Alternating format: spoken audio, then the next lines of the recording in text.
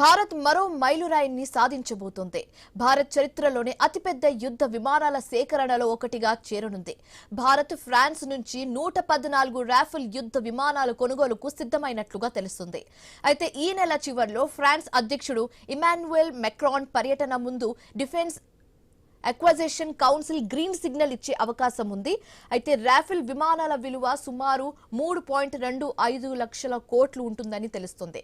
అయితే ఈ డీల్ కుదిరితే భారత వాయుసేన సామర్థ్యం మరింత పెరిగే అవకాశం ఉంది.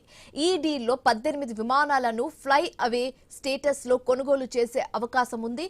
రాఫెల్ జెట్లలో ఆధునిక రాడార్స్ సెన్సార్లు ఉన్నట్లుగా తెలుస్తుంది. ఇవి లాంగ్ రేంజ్ దాడి సామర్థ్యాన్ని కల్పిస్తాయి. అలాగే మెటియోర్ బియాండ్ విజువల్ రేంజ్ క్షిపణి, స్కాల్ప్ క్రూజ్ క్షిపణులన్నీ రాఫెల్ తో అనుసంధానమై ఉన్నట్లుగా తెలుస్తుంది. ఆపరేషన్ సింధూర్ సమయంలో రాఫెల్ అద్భుత సామర్థ్యాన్ని కనపరిచింది.